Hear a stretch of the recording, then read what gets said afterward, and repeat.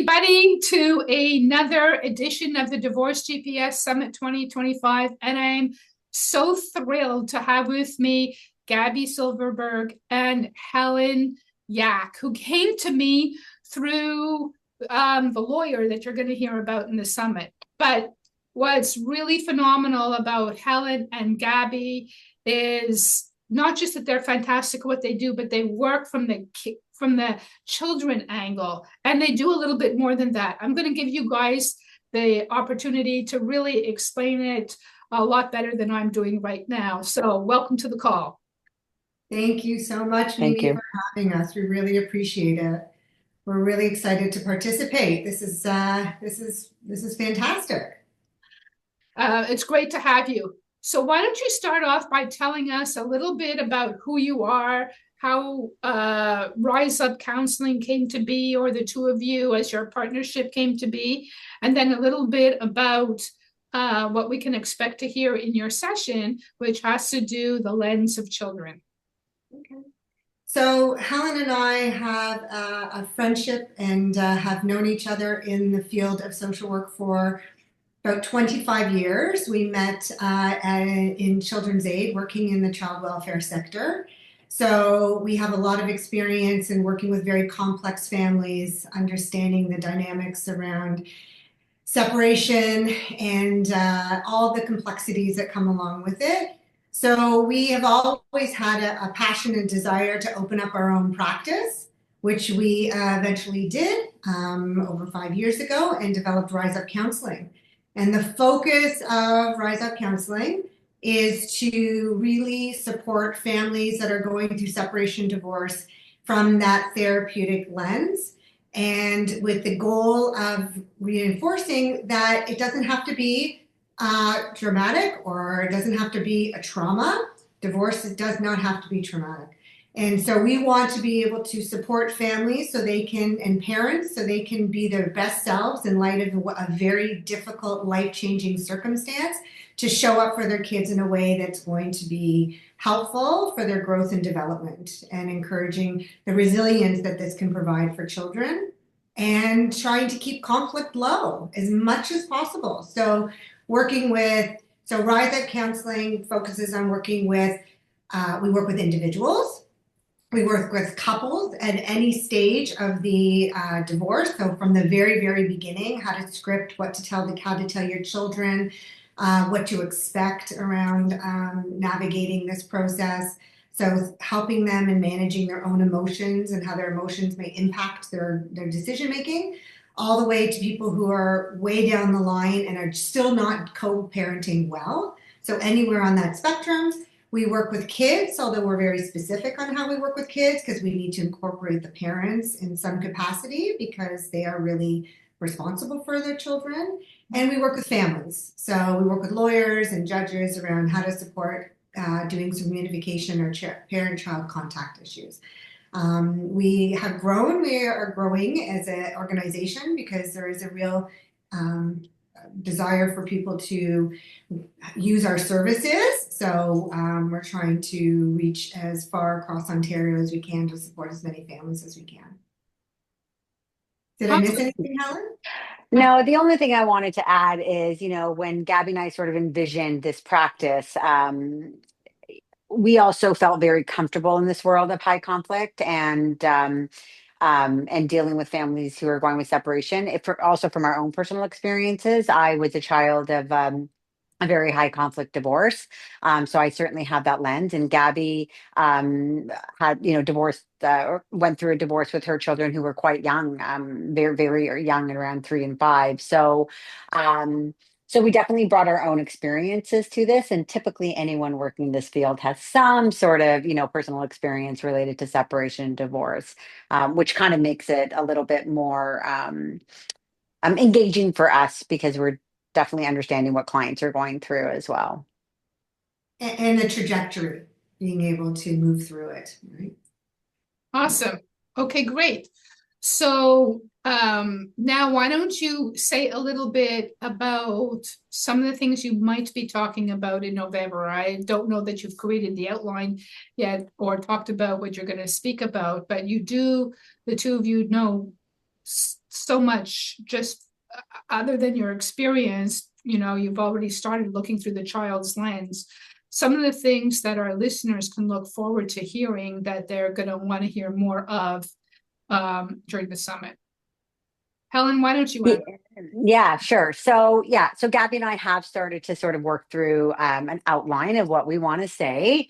Um, we are very organized in that way. So, I think at the end of the day, and I think it's important just to talk about how we work with children because I think this will give you an idea of what we're bringing to the conversation.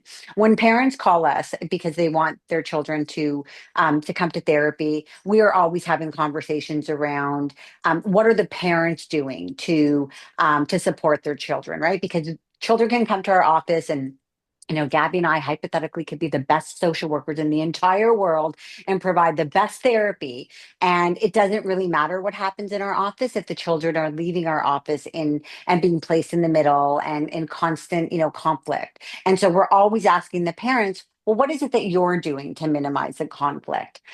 And so some parents appreciate that approach. They want to sort of be involved. They want to hear what the child is saying upon their consent. And some parents are like, yeah, no, it's okay. We're good. We'll just go find another therapist who will do the work. And there will be other therapists that will do the work without the parent engagement, but that's not the way that we process it or the way that we work with clients. So we always do an intake with each parent so that we have a good understanding of their perspectives. And then we meet with the child, and that child is our client. So our work is always sort of family focused, but with the child being, the primary client. So we're going to be looking at a number of things. We're going to be looking at um, how do children experience the divorce, and so how, and we'll break it down into sort of age groups, right? Because how a teenager experiences it is going to be very different than how a 5-year-old experiences it. We're also going to be looking at how the co-parenting relationship impacts the child.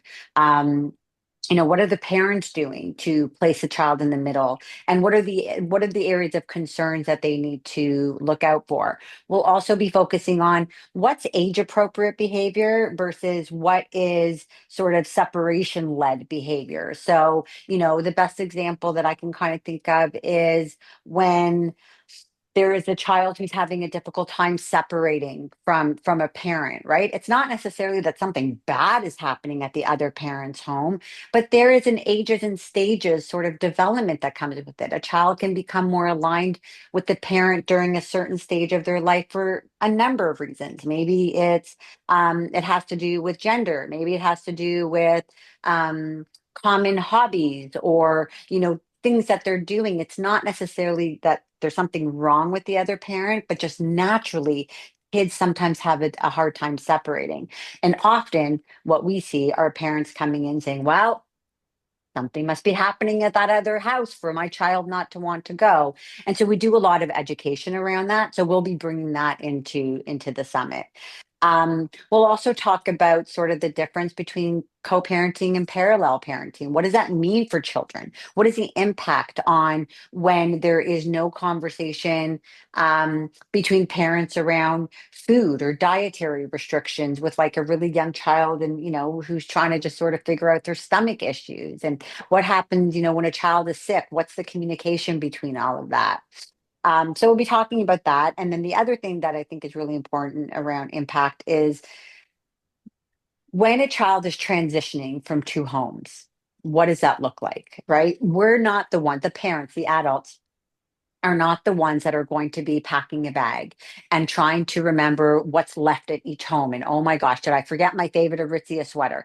How am I going to get it from, this parent's house or that parent's house? And what does that transition look like? Each home brings a different vibe and a different kind of parenting style. And kids need to walk into that home and they need to adjust. So just because they may not want to go to the other parent's home, or maybe they're having a difficult time settling back in, doesn't always mean that something bad is happening at the other parent's home.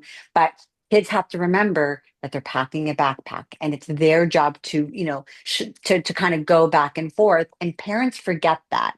They think it's just easy for kids to pack a bag and, go between two homes. So some education around that. Gabby, what else? What else are we talking about? Anything Well, else that I've missed?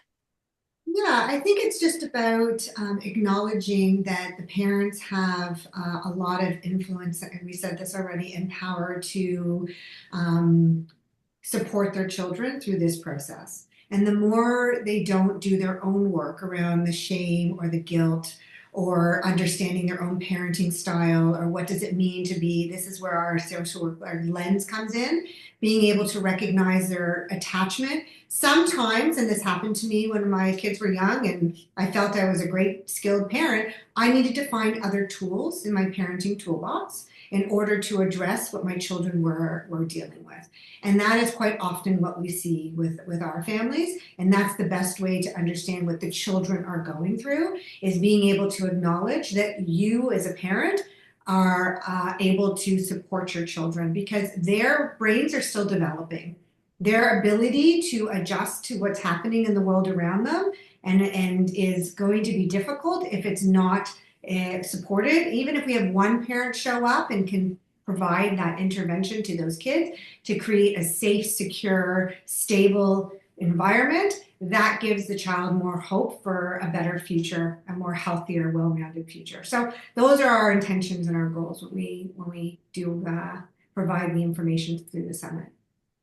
Awesome. Awesome. That was a lot, but I'm so happy because out of everybody, yours was the least I knew about. So now I know exactly what I'm getting out of that session. And I really think that it's going to make a difference for people and parents because this is not taught anywhere. It's like it's bad enough we don't learn about how, how to be in a breakup of a relationship. We now have these little ones that are impacted, and okay, well, now how do you deal with that? Not taught anywhere. So your session will be highly, highly valuable, and I'm really, really looking for it and forward to it. Any quick last words? Thank you so I, much for having us. But Yeah, Helen? I was just going to say one thing that, we often use a phrase that kind of hits home to parents is that you can hate or dislike your ex as much as you want, but you have to love your children more. And if you can love your children more, then the hatred you have for your ex potentially, your children will be okay because you have to love them more. And so yeah, so we'll just kind of leave it on that. Love your child more than you hate your ex. Perfect. And on that note, I want to thank you again. Thank you for being part of the summit. Thank you for your words of wisdom. And we'll see you at the summit. Bye for now.